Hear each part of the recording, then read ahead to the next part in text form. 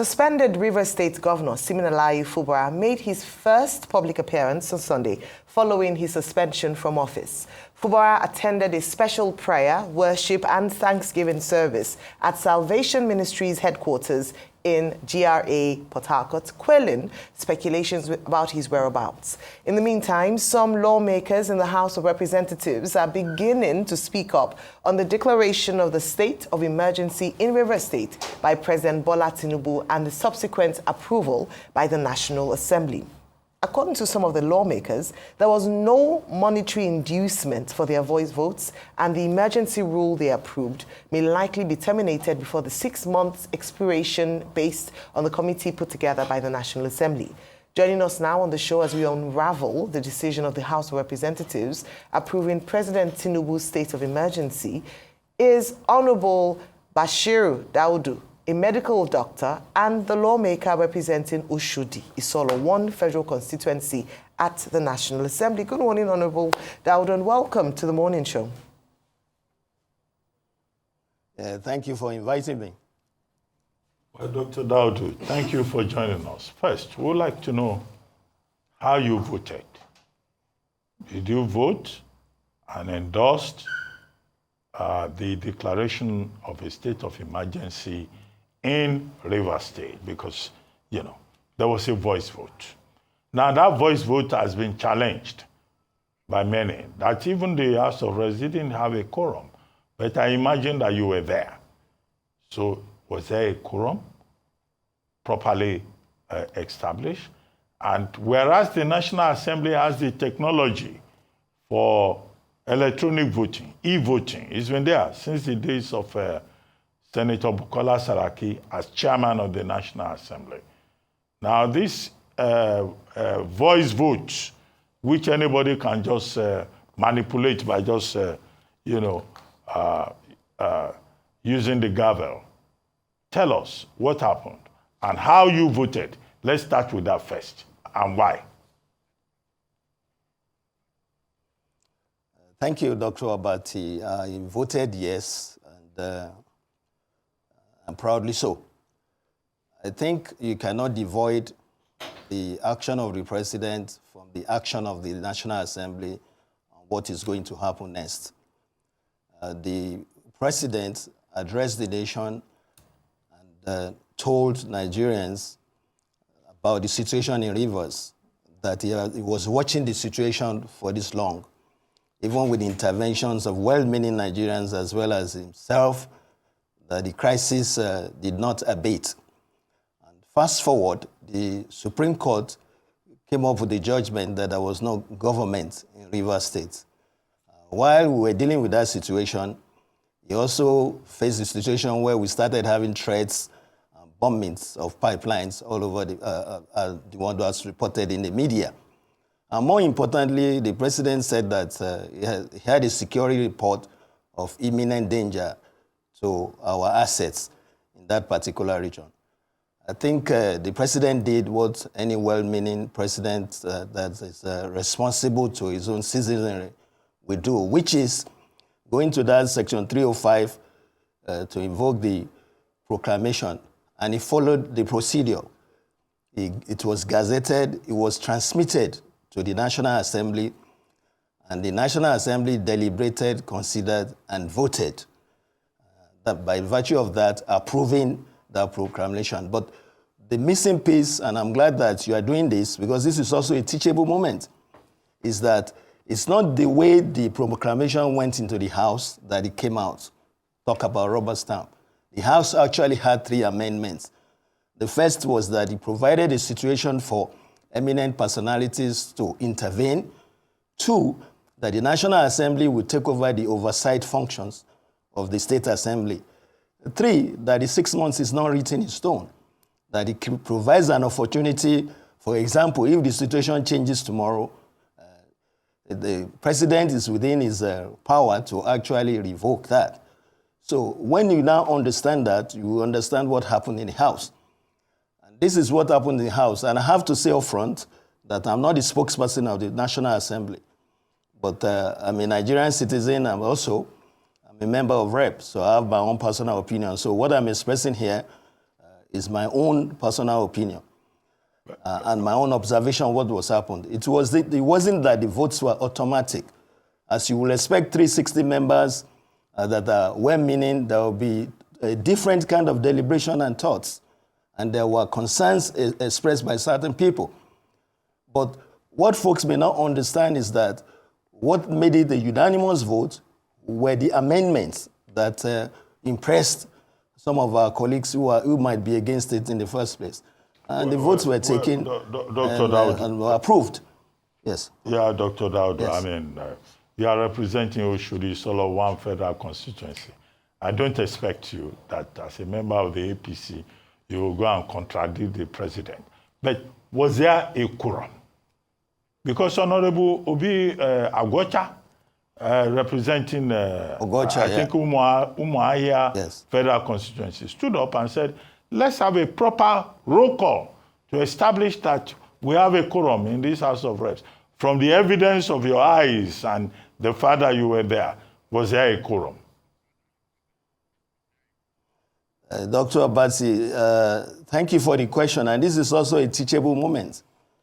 All aspects of governance have their own modus operandi, the judiciary, the executive, and the National Assembly.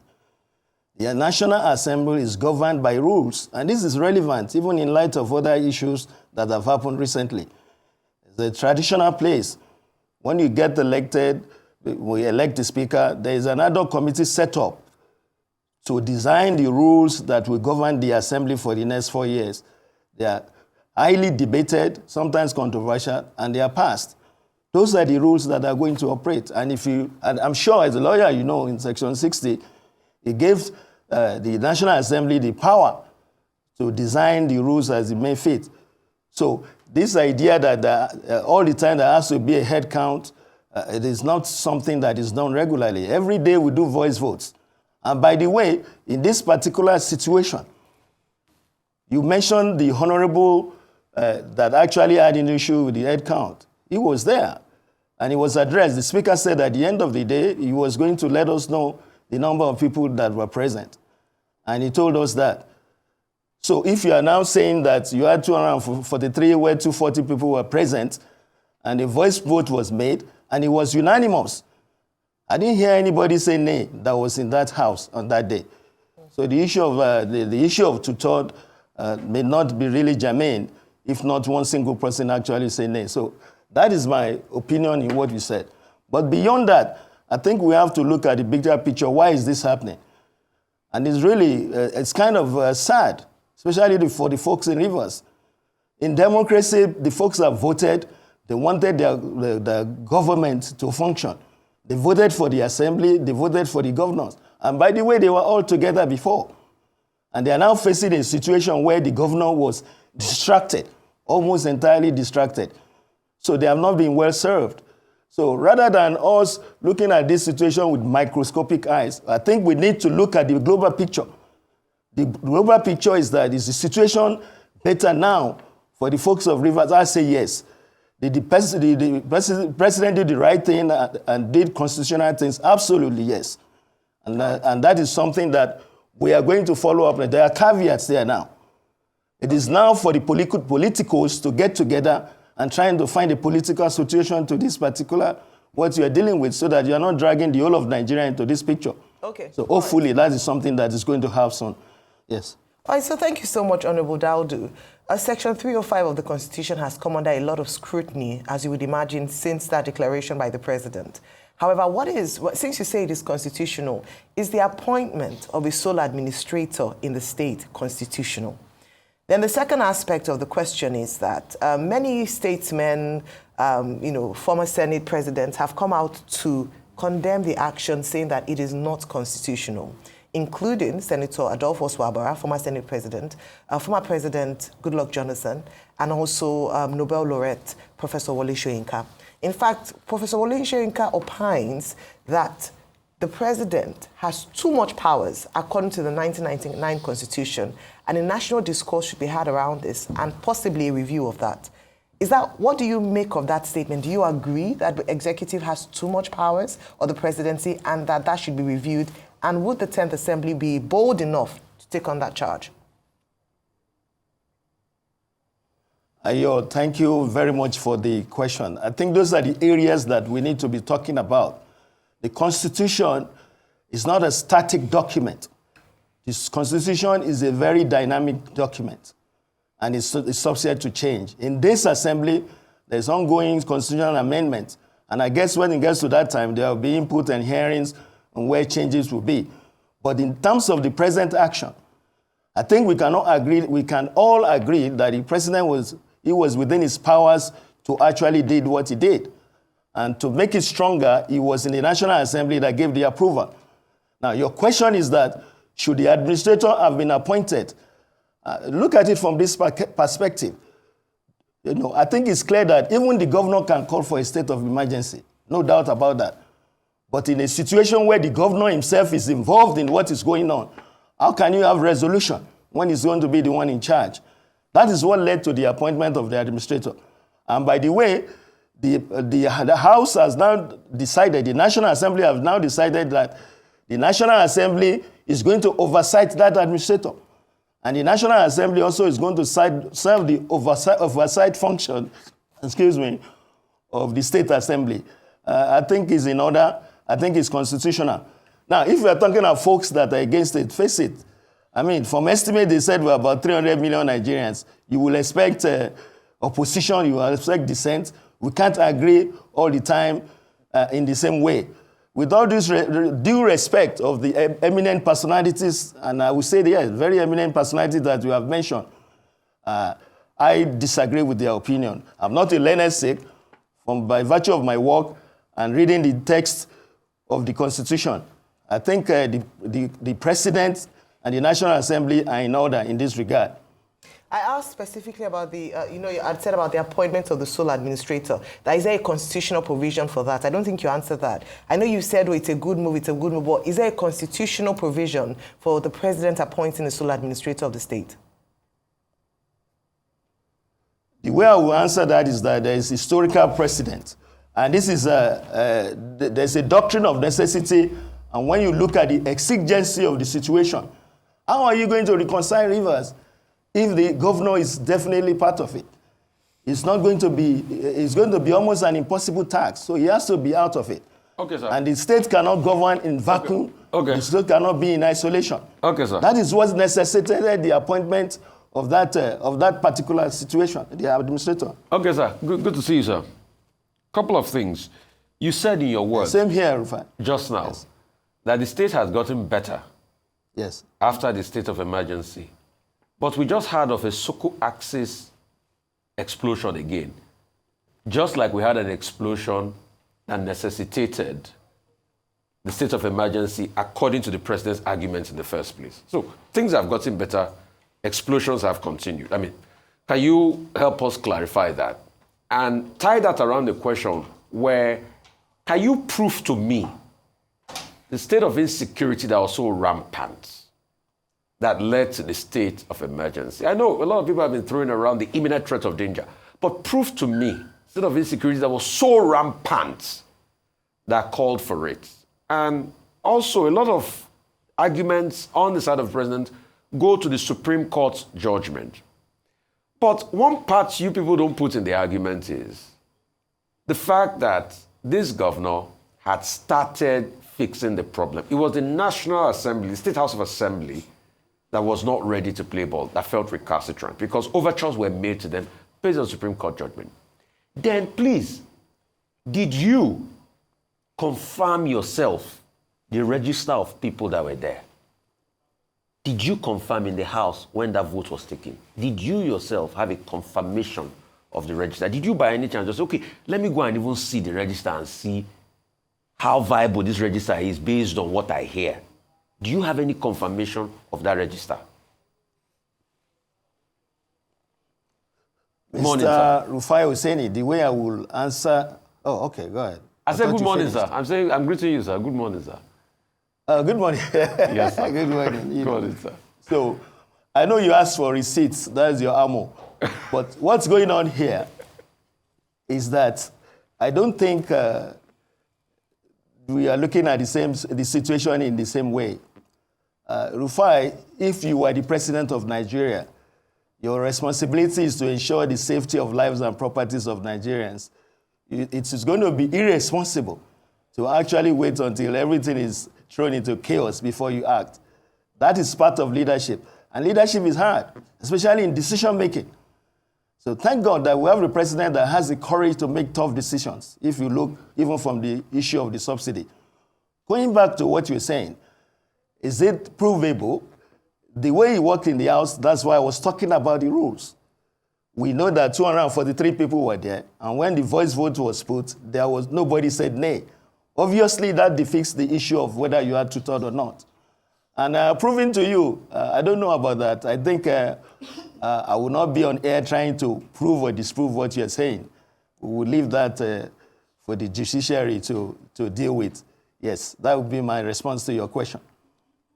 Okay, but you didn't check the register yourself, so you don't have a confirmation if the actual number of people that met the quorum came on that day. You didn't check the register, so you don't have evidence that actual number of people that met the quorum. That's why I'm talking about the rules.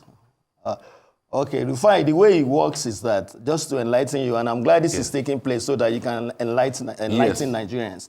The way it works is that the principal, the presiding officer, in this case the speaker, also determines the quorum. Usually there is registration, but the 360 members are not going to go and check the register to see who were present or who voted. It doesn't work that way. Okay. The way it worked is that he announced to us the number of people that formed the quorum, which we had quorum. Okay. And then he put the vote. What we are saying, unanimous. What we are saying, yes, is that those of you who go to that National Assembly to represent us, for purposes of integrity and accountability, we would like to know how you voted. We would like to have it on record, to know when they are to sleep, to know who went there to be absent, to know who voted on what, as is the case in other jurisdictions.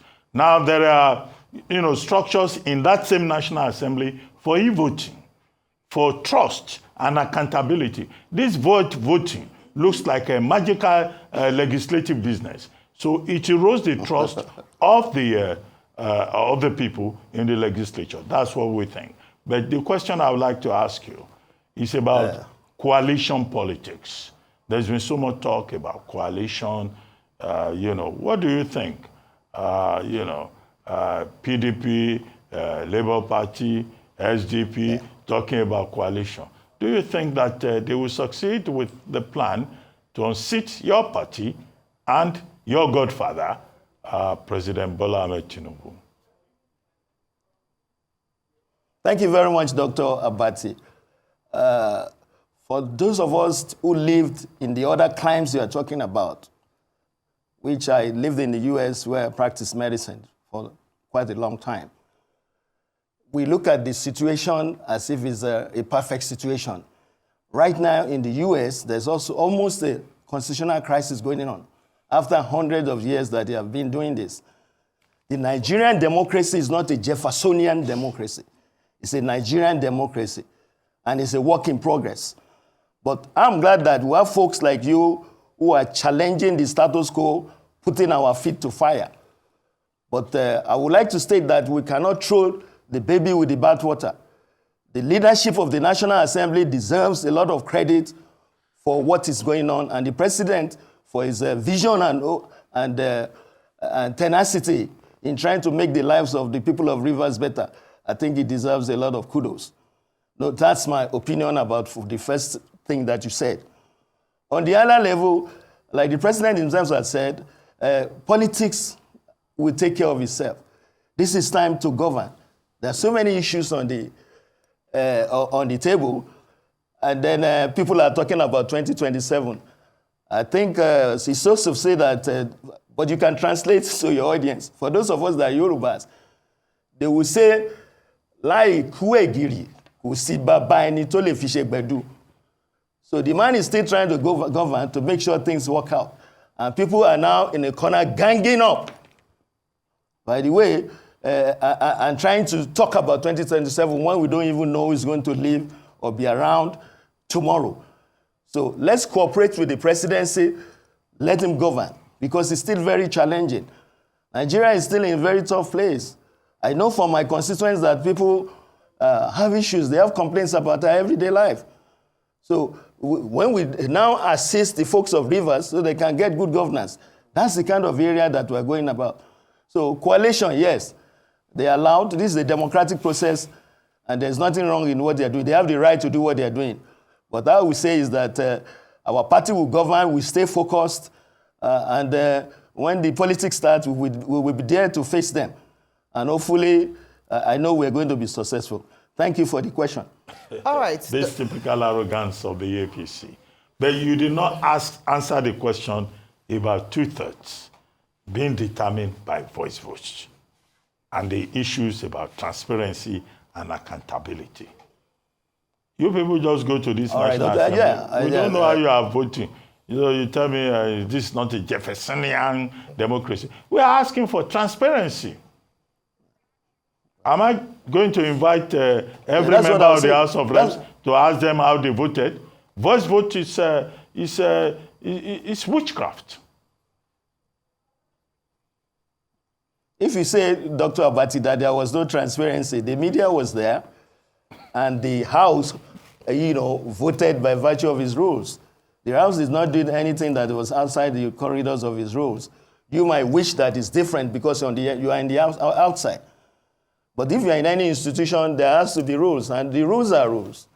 So to say that, I think the premise of the question is also to say that the National Assembly is not doing well by Nigerians. That is not true.